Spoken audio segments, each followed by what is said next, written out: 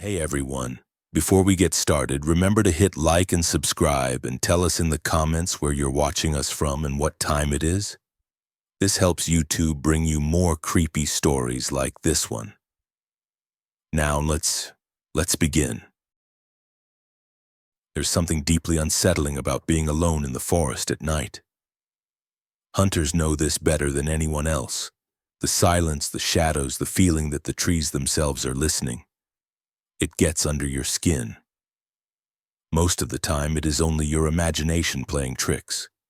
But sometimes the forest answers back. This story comes from a hunter who decided to take a solo trip into the backcountry somewhere deep in the Pacific Northwest. He had done it many times before.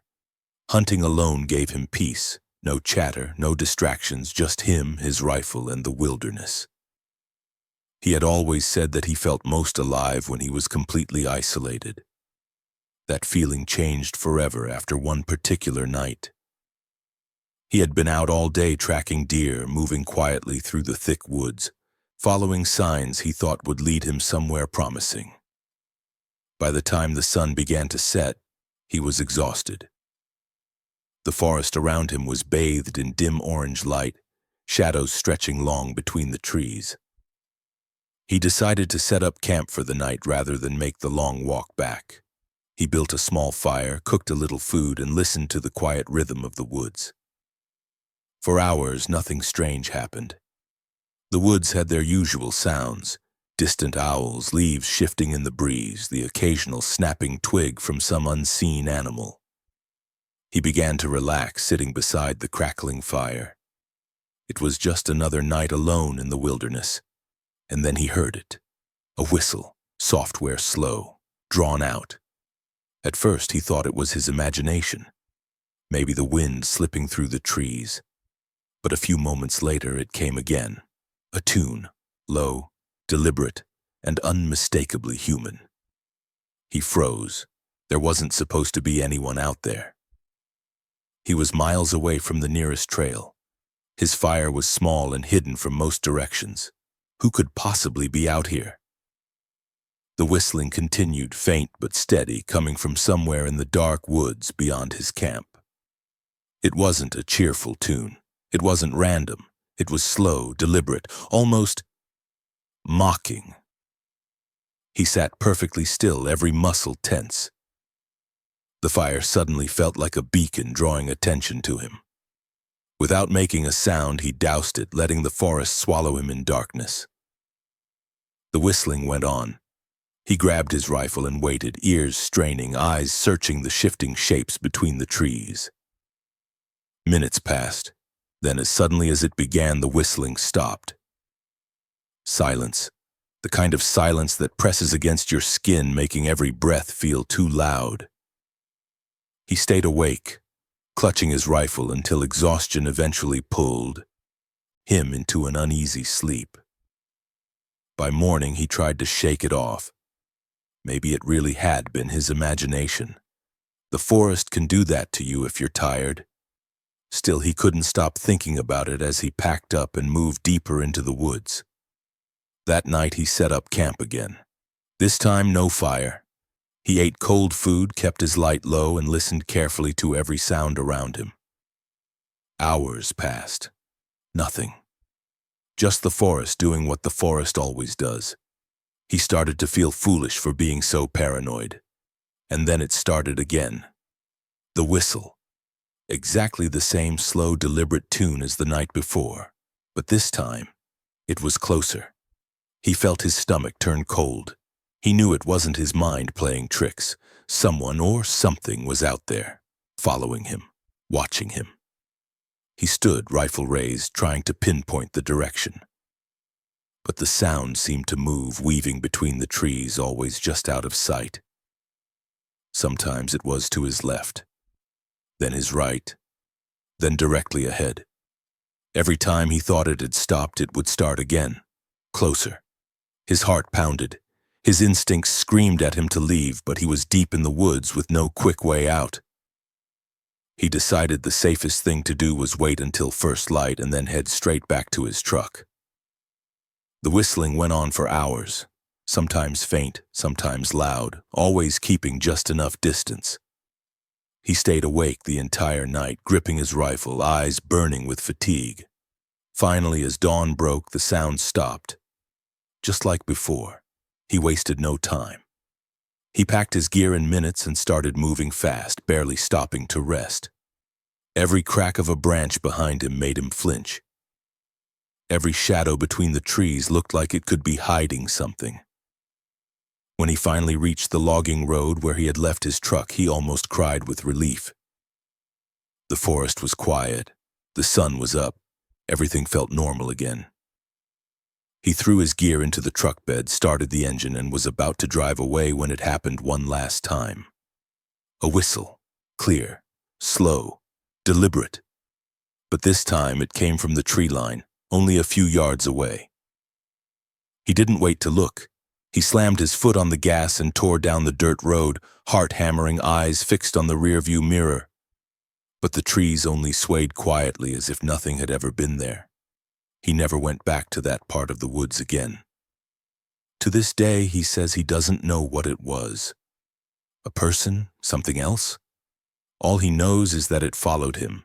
It wanted him to know it was there, and it could have gotten closer any time it wanted to. And the detail that haunts him the most? The whistle wasn't random. It wasn't a tune he recognized. It was mimicking the calls he had been using earlier in the day, trying to lure deer. Only this time something was luring him. Every hunter knows that the forest comes alive at night. The darkness changes everything. Shapes twist. Shadows lengthen and the familiar world feels alien. But for one hunter, a night deep in the Colorado wilderness revealed something he still cannot explain. Something that sounded like an elk, but wasn't. He had set out for a week-long hunting trip, planning to stalk elk along the high ridges. The first few days were uneventful. He saw sign, heard bugles in the distance, but never got close enough for a clean shot. By the fourth day, frustration was setting in. He decided to push deeper than usual into an area most hunters avoided because of its rugged terrain and how far it was from any trail. The deeper he went, the quieter the forest became. No camps, no people, not even the sound of distant trucks on dirt roads. It was pure isolation, exactly what he thought he wanted. That evening, just as the sky darkened to twilight, he heard it. The clash of antlers. A deep, echoing crack that rang through the trees. His heart leapt. This was what he had been waiting for. Two bulls sparring meant he might finally have his chance. He moved quickly but carefully, crouching low, stepping softly over roots and rocks. The sound came again, louder this time. Branches snapping, heavy hooves pounding the ground.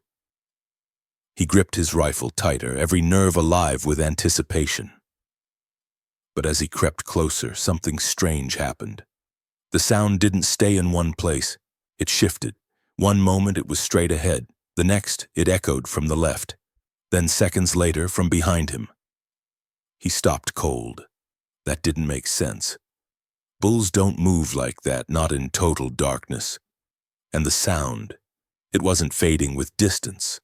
No matter how far he walked, the antler clash always seemed the same volume, the same clarity, like it was right beside him but just out of sight. He tried to steady his nerves. Maybe the canyon walls were playing tricks with the echoes. Maybe he was overthinking it. He pressed on, determined to find the source. Following the noise, he finally spotted tracks in the dirt, huge elk prints, fresh and deep. Relief washed over him. This was real. He wasn't imagining it. The tracks led downhill into a narrow gully, the perfect place for elk to fight. But when he followed, the prints just stopped. One moment they were there, clear as day, pressed into the soft earth. The next they vanished, not faded, not scattered.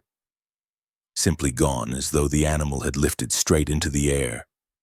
His stomach turned. He crouched, ran his hand over the last print, still warm, fresh. But no more trail, no broken brush, no sign of struggle, just silence. And then the sound came again.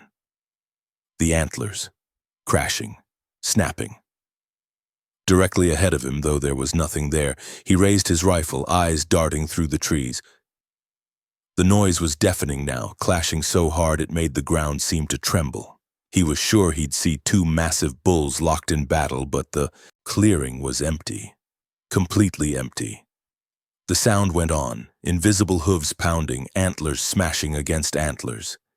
He could hear heavy breaths, deep grunts of effort, the sound of bodies colliding. He could hear it all, but nothing was there. Panic set in. His instincts screamed at him to run, but his legs wouldn't move. He stood frozen, rifle shaking in his hands, listening to an unseen battle play out around him. Then, as suddenly as it started, the forest fell silent. Every sound died. No insects, no wind, no distant owls, just an unnatural stillness pressing down on him. He turned to leave, trying to retrace his steps. That's when he heard it again, antlers clashing, but this time from behind him. He spun, heart racing, but still saw nothing. He started walking faster, then faster still, until he was almost running through the trees. But the sound followed, always behind him, always just a few steps away. Every time he stopped, it stopped. Every time he moved, it moved, as though something unseen was stalking him, mimicking the fight of elk, driving him deeper into the woods. By the time he reached the ridge, he was drenched in sweat, his nerves frayed. The sounds had stopped again, but the silence was worse. He felt watched, studied, like something was waiting for him to drop his guard. Finally, after what felt like hours, he stumbled back onto the faint trail he had left earlier that day. Relief washed over him until the sound came one final time, the clash of antlers. But now it wasn't in the distance. It was right next to his ear. So close he swore he felt the air shift with the impact. He bolted, sprinting through the trees, not caring about the noise he made, not caring if he scared off every elk in the state. He didn't stop until he reached his truck, slammed the door shut and locked it, though he knew a lock wouldn't keep out whatever had been following him. He sat there for nearly an hour, shaking, staring into the tree line. The forest was quiet, still, peaceful, almost mocking. He never went back to that ridge again. He couldn't.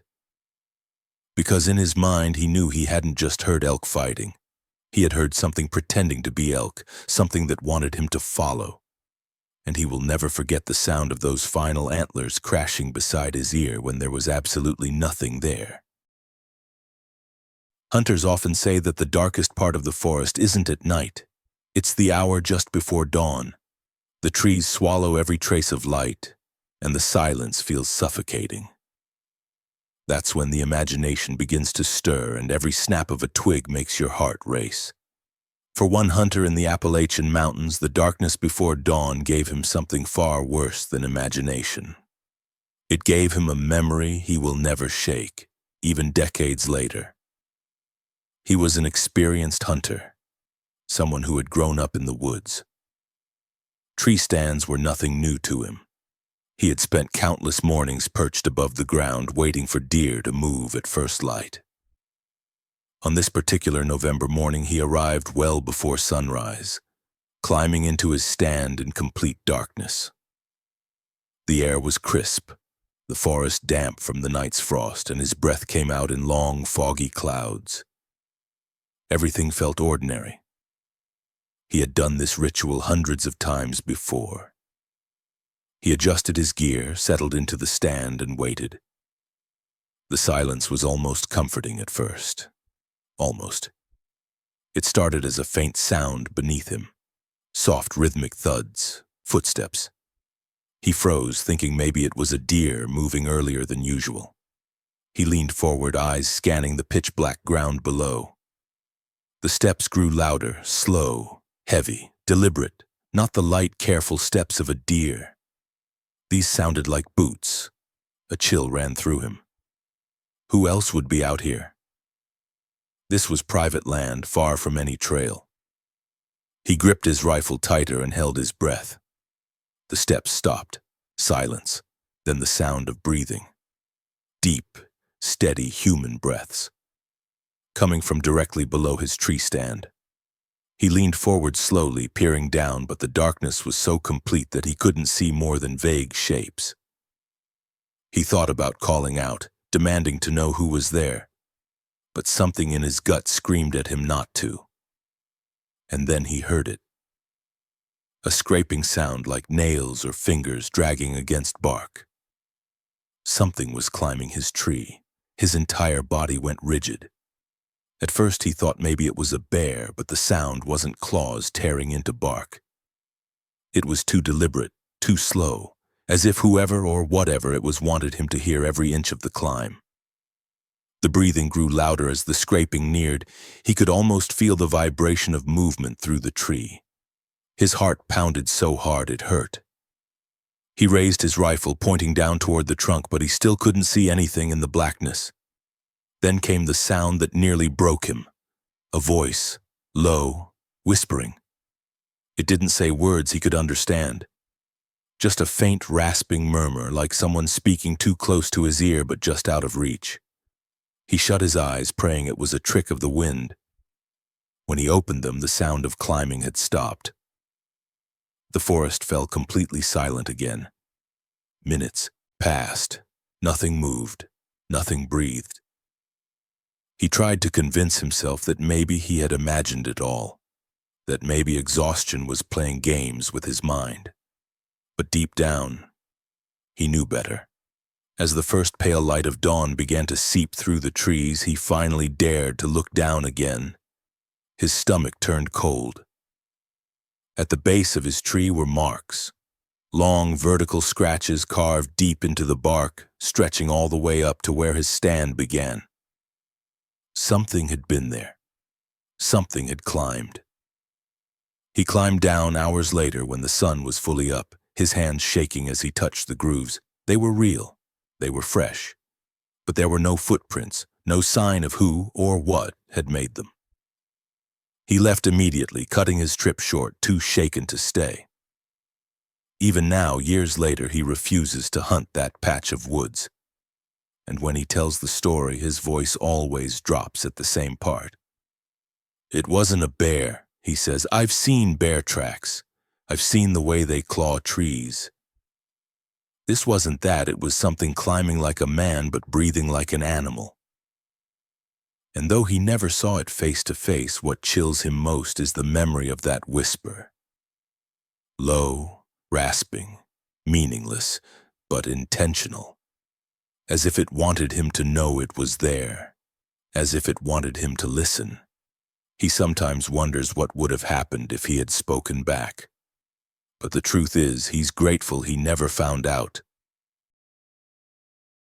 Every year, hunters go missing in the wilderness. Most of the time, the cause is tragically ordinary. An injury, bad weather, getting lost. But sometimes the disappearances leave behind questions that no one can answer. And this story is one of those cases. It happened to a group of 3 lifelong friends who had hunted together for years. They knew the forests of northern Montana well, every ridge and creek, every spot where deer liked to bed down. Their trips had always been more than just hunting. It was a tradition, an escape from daily life, and a way to share something only the woods could give. That year they set up camp in a clearing near a small river. The air was crisp, the sky cloudless, and the forest alive with the sounds of fall. It was perfect. The first night was uneventful. They cooked, laughed, told stories around the fire. By morning they felt ready. They split up in different directions, each man taking an area to scout. One of them, a man named David, volunteered to check a ridge they hadn't hunted in years. He should have been back by late afternoon. But as the sun began to set, there was still no sign of him. At first, his friends weren't worried. David was a cautious hunter, and it wasn't unusual for him to push the daylight if he thought he was on the trail of something. They started cooking dinner, expecting him to walk into camp at any moment. But the hours stretched on, and the woods grew dark. No footsteps, no flashlight, no David. By midnight, panic began to set in. They grabbed their own lights and rifles and fanned out, calling his name into the black forest. The woods swallowed their voices. Around 2 a.m, they stumbled across something that froze them in place. Leaned neatly against the trunk of a pine tree was David's rifle. Beside it, his pack. His jacket hung over a low branch. But there was no sign of David. The ground around the tree was undisturbed. No tracks leading away, no sign of a struggle, no blood. Just his belongings placed carefully, almost too carefully, as though he had decided to step away for only a moment. The men shouted his name until their throats were raw.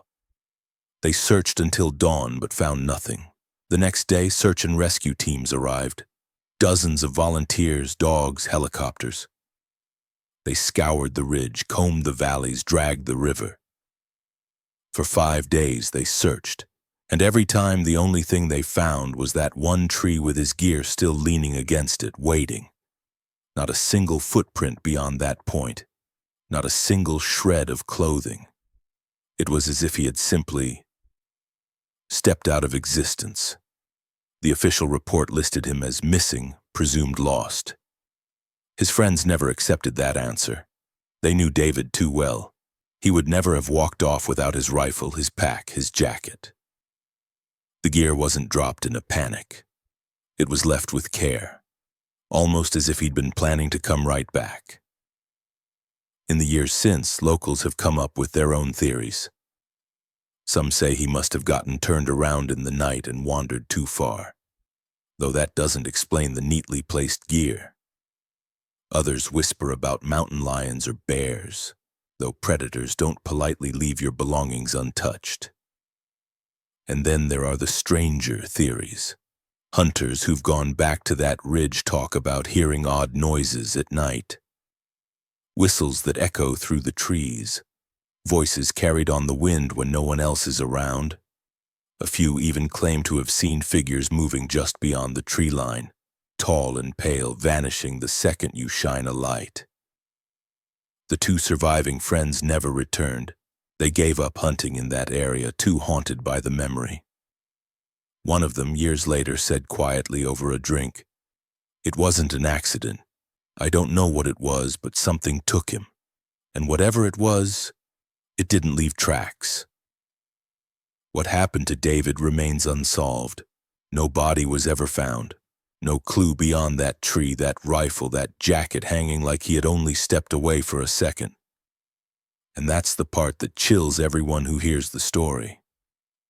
Because the forest is vast, yes, it can hide things, swallow people whole. But gear doesn't neatly lean itself against a tree. Jackets don't hang themselves. Hunters don't walk off unarmed into the night. Something else happened on that ridge. And if you ever find yourself deep in the woods, alone far from the safety of camp, you might think of David, the hunter who vanished without a trace, leaving behind only the eerie sense that something in the forest had been waiting for him all along. Hunters are trained to trust their eyes, a shadow in the distance, a flicker of movement in tall grass, the outline of an animal against the tree line. Recognition is the difference between success and failure. But what happens when your eyes show you something that makes no sense at all? Something that looks human, but isn't? This story comes from a man who has hunted since childhood. He wasn't easily shaken. He had tracked animals in storms, spent nights alone in the woods, and faced down charging boars without flinching. But one autumn evening, in the middle of an ordinary hunt, he saw something that left him questioning his sanity. It was late afternoon when he reached a familiar clearing. He had hunted there many times before. Deer often moved through the open field at dusk, and the vantage point was perfect for setting up a shot. He raised his rifle, scanning through the scope as the forest shadows lengthened. For a long while, nothing happened. The clearing stayed empty. He was about to lower his rifle when something moved at the far edge of the field. At first, he thought it was a deer. The shape was low, moving carefully through the grass. But as he adjusted the scope, his breath caught. It wasn't a deer. It was a figure. From a distance, it looked like a person crouching low, pale skin visible even in the dim light. But something about the posture was wrong. Its limbs bent at unnatural angles, its body too long and too thin. It wasn't crawling the way a person would. It moved like it had forgotten how to be human. The hunter froze, staring through the scope. His brain scrambled for explanations. Maybe it was another hunter who had gotten lost. Maybe it was a trick of the light. But then the figure turned its head, and it looked straight at him. Even from across the clearing, even through the scope, he felt the weight of its gaze. The face was wrong, elongated, expressionless, with dark, hollow eyes that locked onto his. For a few eternal seconds, neither of them moved. The hunter's finger hovered on the trigger, but something deep in his instincts screamed at him not to shoot. Then the thing moved. Not away. Not like a person standing up to wave or shout. It dropped lower, its limbs twisting, and it bolted across the clearing on all fours. It was fast, too fast, its arms and legs pumped like an animal's, its body bending in ways that made his stomach turn. He followed it through the scope, heart hammering until it vanished into the trees on the opposite side of the clearing. And then the silence returned. For minutes he didn't move. His hands shook so badly he could barely hold the rifle steady. Finally he lowered it, ears straining for any sound. The forest gave him nothing. No branches snapping, no rustle of leaves. It was as though the thing had melted back into the woods. He forced himself to wait until the last of the daylight was gone before retreating. Every step back to his truck felt like he was being watched. He could almost feel eyes following him from the darkness. The next morning, still shaken but desperate for answers, he returned to the clearing with fresh light. He expected to find footprints, some trace of what he had seen. But the ground was bare. No tracks, no broken branches, no sign that anything had ever been there. The only evidence was the memory burned into his mind, the twisted figure, the hollow eyes, the impossible speed. For years he refused to tell anyone the story, afraid people would laugh or accuse him of imagining things. But the experience left scars. He stopped hunting alone. He stopped going out at dusk. And whenever he thinks about that clearing, a single thought gnaws at him. It wasn't an animal. It wasn't a person. It was something in between, something that had no reason to exist. He often wonders why it looked at him that way, why it chose to lock eyes through the scope. Was it curious? Was it warning him? Or was it deciding whether to cross the clearing and come closer? He still doesn't have answers, but every time he tells the story, his voice drops and his eyes drift toward the tree line, as if he's expecting to see it again. And maybe that's the worst part of all. Because once you've seen something that moves wrong, that bends wrong, that looks human but isn't, every shadow in the forest, every flicker of movement at dusk, feels like it could be watching you too. Eli was the kind of hunter who believed in traditions. Every November he returned to the same woods where his grandfather had once hunted deer, a vast stretch of forest in the upper Midwest that locals called the Hollow. He had hunted there for 15 years, always following the same trails, always carrying the same old silver whistle on a chain around his neck. A gift from his grandfather, who had told him it was meant to call for help if you ever get lost. But that year the forest felt different. The air was colder than usual, unnaturally so, and Eli couldn't shake the sense that the woods were too quiet. Normally, November meant the distant crack of rifles echoing through the trees, the rustle of deer bounding away, or the caw of crows circling above. But on that first morning, the silence was total. Not even the wind seemed to stir the branches. By noon, Eli had seen nothing, not a single deer, not even a squirrel. He decided to push deeper into the woods, further than he usually went.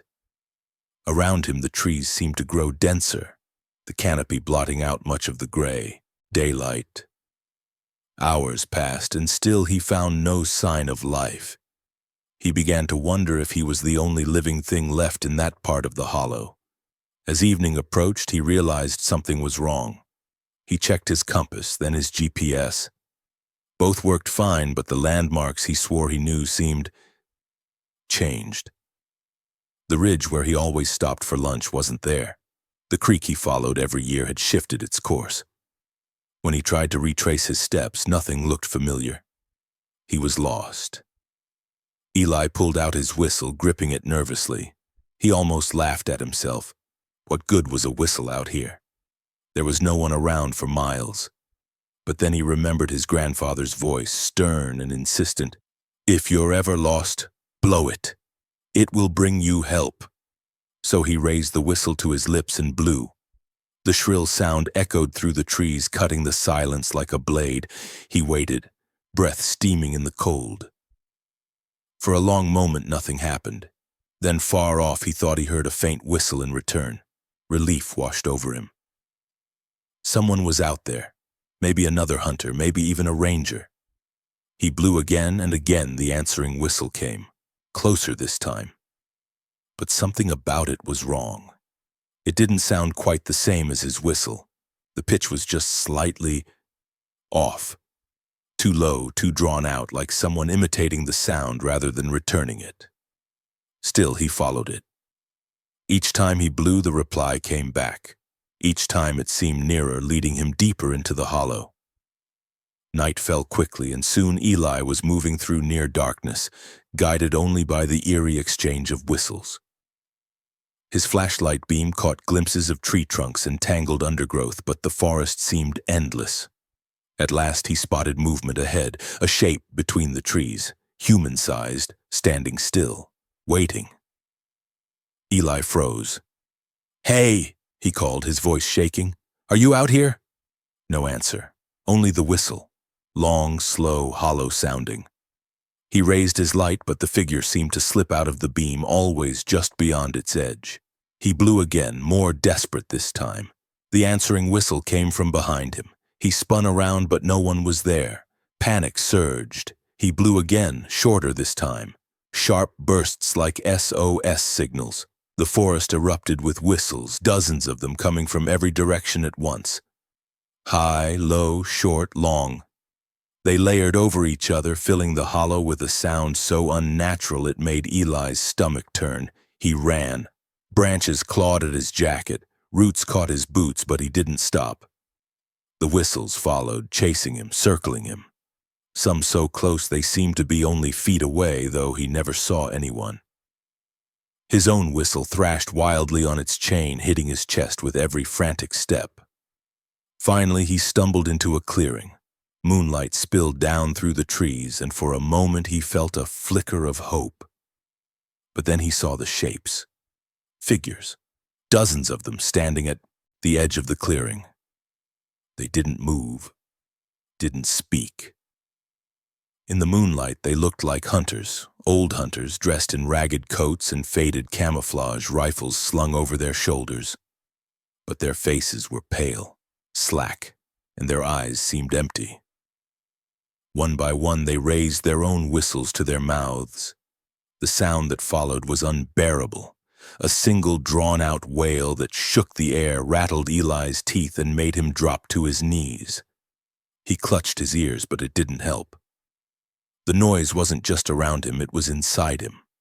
The last thing he remembered was the cold press of hands on his shoulders, pulling him down into the earth. Days later, search parties scoured the hollow. They found Eli's camp, his truck, even the trail where he had walked in. But of Eli himself there was no sign, except for a silver whistle lying in the dirt at the edge of the forest. And those who picked it up swore they heard something faint carried on the wind from deep in the trees. A whistle, calling them to come closer. Ethan was not the type to scare easily. He had been hunting since his early teens, growing up with his father and uncles teaching him every trick about the woods. At 32, he considered himself a seasoned outdoorsman. He had hunted in rain, snow, and deep fog, and he had spent nights alone in forests where even the silence felt predatory. Nothing ever rattled him. That changed one autumn when he took a solo hunting trip to the Appalachian Mountains. He had heard of an isolated ridge known for its abundance of deer. Locals warned him it was bad luck land, a place where compasses went haywire and where strange lights sometimes flickered at night. Ethan dismissed it as folklore, just campfire nonsense to keep outsiders away. If anything, the stories made him more curious. He wanted to see the ridge for himself. He set up camp at the base of the mountain and started his trek up just as the sun rose. The forest was beautiful, painted in shades of orange and red. Leaves crunched underfoot and the air was crisp enough to sting his lungs. Hours passed and Ethan saw plenty of signs, tracks, scat, broken branches, yet not a single deer appeared. It was odd. With so much evidence of wildlife, he expected to at least spot one. But the woods were unnervingly quiet, as though every creature had vanished. By afternoon, he reached the ridge. It offered a sweeping view of the valleys below, yet the place felt wrong. The air was heavy, the wind absent, and even the usual forest sounds, chirping birds, rustling squirrels, were gone. Ethan stood there for a moment, rifle in hand, when he noticed movement across the ridge. At first, he thought it was another hunter. A tall, dark figure seemed to be walking parallel to him, just beyond the tree line. He waved, but the figure didn't respond. Instead, it paused and tilted its head as though studying him. Ethan called out, but his voice came back distorted, echoing strangely through the trees. The figure moved again, fluidly, almost too smoothly, as if gliding rather than walking. Ethan's instincts told him something wasn't right. He lifted his binoculars to get a closer look, but the figure vanished. Just gone, as though it had dissolved into the forest itself. Uneasy, Ethan decided to head back down. He had hiked only about 20 minutes when he noticed it again, this time ahead of him, standing among the trees. The dark figure was closer now. He couldn't make out features, only a silhouette that seemed to absorb the light around it. He shouted, but again there was no response. His rifle suddenly felt useless in his hands. The figure moved, not with steps, but in jerks and flickers, like a shadow shifting in and out of sight. It would be beside a tree 1 second, then 10 feet away the next. Ethan's skin crawled. He forced himself to keep walking, trying to act unbothered, though every instinct screamed at him to run.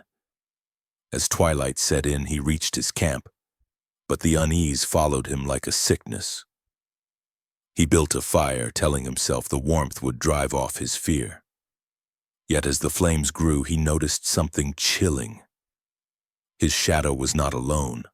On the opposite side of the fire, stretching across the ground, was another shadow.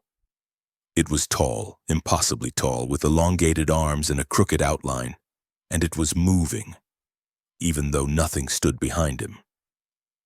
Ethan froze. The shadow shifted closer, inch by inch, while he sat rooted in terror.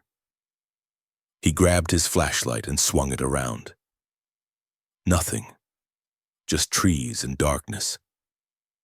But when he looked down again, the shadow was still there, stretching across the dirt toward him. That night was endless. Every time he closed his eyes, he heard faint footsteps circling his tent. Sometimes he swore he heard breathing just outside the thin fabric walls. At one point, he looked out and caught a glimpse of that figure standing at the tree line, perfectly still watching. By dawn, he was pale and exhausted. He wasted no time packing his gear and hiking out. The forest seemed to resist him, every trail looking unfamiliar, every step slower than it should have been. Hours later, he finally stumbled back to his truck. Only when the ridge was a distant memory did he let himself breathe again. Ethan never returned to those mountains.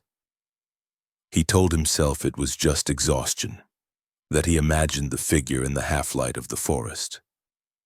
But deep down, He knew what he saw wasn't a trick of the mind. The way it moved, the way it watched, it wasn't human. He never hunted alone again. And sometimes when he's deep in the woods with friends, he still feels it. That same heavy silence, that prickling on the back of his neck as though the shadow from the ridge followed him home and is waiting for the day he wanders off alone again. In the northern forests of Montana, hunters talk about a sound that doesn't belong to any bird, animal, or man. A low whistle, faint at first, carried through the pines like the breath of the forest itself. Some say it's just the wind. Others swear it's something far older, something that watches from between the trees. In 1996, two lifelong friends, Eddie Lawson and Mark Talbot, decided to spend a late autumn weekend tracking elk in a secluded valley known only to locals. The valley was beautiful but eerily silent, the kind of silence that presses against your ears until even your own footsteps feel too loud. They set up camp near a narrow creek, confident in their knowledge of the terrain. Both men had hunted for decades. This wasn't their first time in the wild. That night, as the fire dimmed and the forest grew darker, they heard it for the first time. A whistle, just one long, steady note, rising and falling gently as though someone were calling out a tune with no rhythm. Eddie thought it was another hunter nearby, maybe trying to signal a partner. But the sound unsettled Mark. It was too controlled, too deliberate, and yet it carried a strange hollowness, as if it wasn't made with lungs at all. They brushed it off and tried to sleep, though Eddie admitted later that his dreams were full of dark trees and shifting shadows. At dawn, they went deeper into the valley, rifles slung over their shoulders. Tracks were scarce, and the silence only grew heavier. No birdsong, no rustle of squirrels, nothing. The only sound, faint and drifting, was that whistle. It followed them for hours. Sometimes it was behind them, sometimes ahead. At one point, Mark stopped cold, swearing he heard the sound just feet away. Though there was nothing but trees and fog, they called out, shouting for anyone nearby to identify themselves, but the forest gave no answer except the long, steady whistle.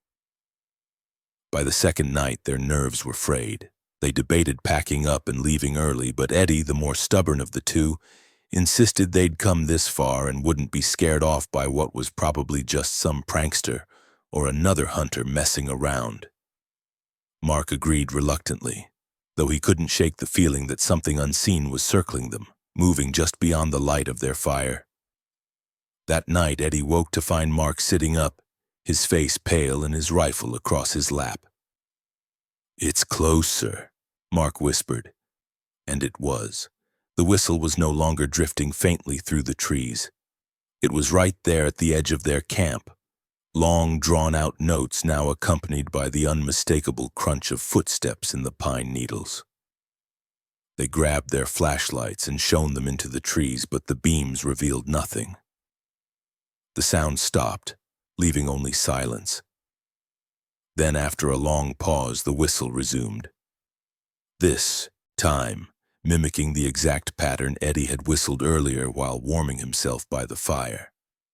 Someone, or something, had been listening. Panic set in. They doused the fire, packed what they could carry, and decided to hike out under the cover of darkness. The trail was narrow and steep, but they preferred the danger of the path to the thought of staying one more hour in that haunted valley. As they moved, the whistling followed. Sometimes distant, sometimes so close it seemed to breathe on their necks. At one point, Mark swore he saw a tall figure between the trees just at the edge of his vision, unmoving, watching. When he blinked, it was gone. Exhausted, they finally reached the ridge where the forest thinned. The sound grew softer behind them, fading as if the valley itself was swallowing it back. By dawn, they stumbled into the nearest ranger station, pale and shaken. They tried to explain, but the ranger only shook his head. "You're not the first to hear it," he said quietly. "Locals call it the Whistler, Old stories say it was a man who got lost out here over 100 years ago. Never found his way out. Now he whistles, hoping someone will follow him back into the trees. Eddie and Mark never hunted in that valley again.